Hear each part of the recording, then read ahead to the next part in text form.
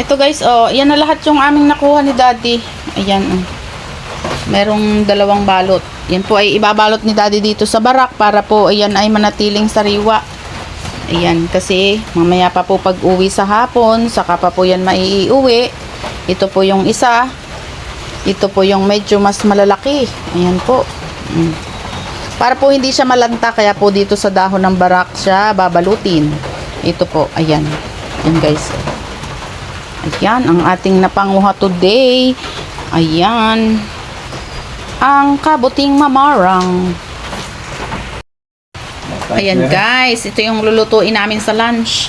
Meron tayong kasama na sitaw. Pinanguha natin sitaw. Tapos meron din tayong alibangbang, pampaasim.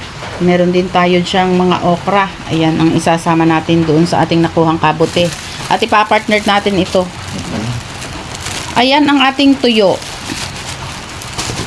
Ang ating tuyo. Yan ang ating ano. Ayan guys. Oh. Meron na agad dumadapo. Oh. Hindi pa naluluto. Ayan guys. Sitaw, okra. Tapos ang kapartner ay tuyo. Tapos ito naman ang ating kabote. Ito guys. Ayan.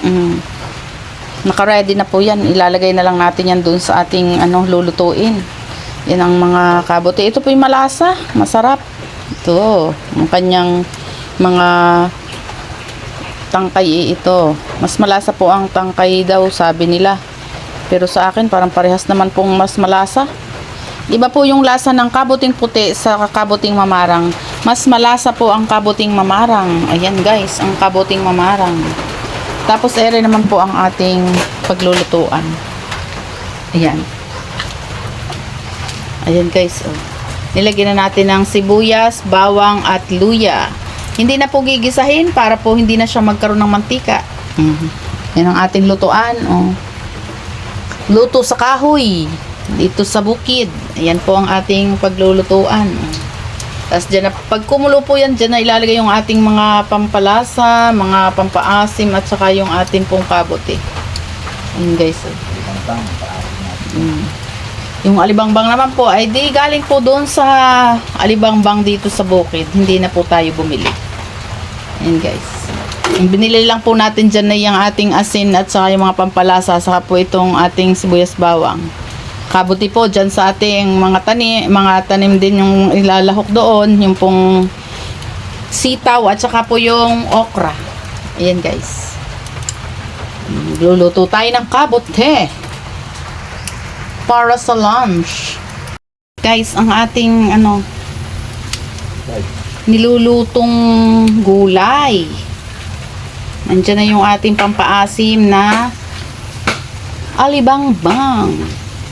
Guys, kumukulo na. Para lumasa yung paasim na yan, kaya po yan ay una nating inilalagay. Para lalasa sa sabaw.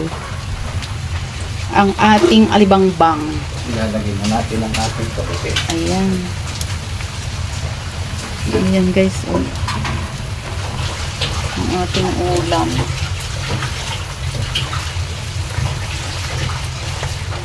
Kumukulo na. Ang ating kabote. Ayan guys.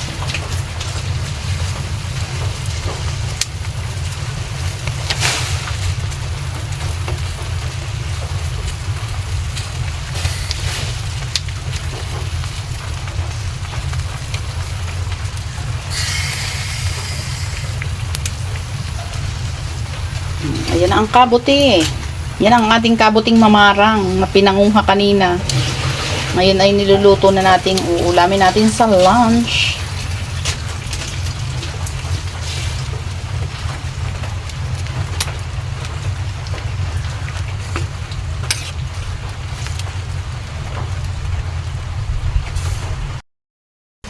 Ayan guys, ang sunod naman nating ilalagay ang sitaw. Ayan na ang sitaw. Ang ating sitaw. Hindi lang, dalawang parang kakain. Ayan guys. Kaya kasama. Tapos meron pa rin pong okra. Mamaya po yung saulo. Ayan guys, ang ating gulay sa lunch.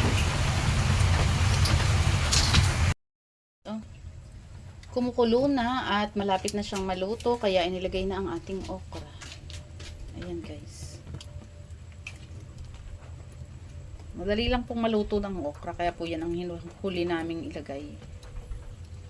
Ayan, malapit nang maluto ang ating gulay. Tapos mag-iihaw tayo ng tuyo. Tuyo po ang kapartner niyan. Ayan guys, oh, ang kabote. Awot. Sa amin po sa Batangas ang tawag sa tuyo ay hawot. Ayan. Hawot. Kapartner po niyan ay hawot or tuyo. Ayan. Ang ating kabote. Maluluto na. Tayo makakakain na. Ayan guys.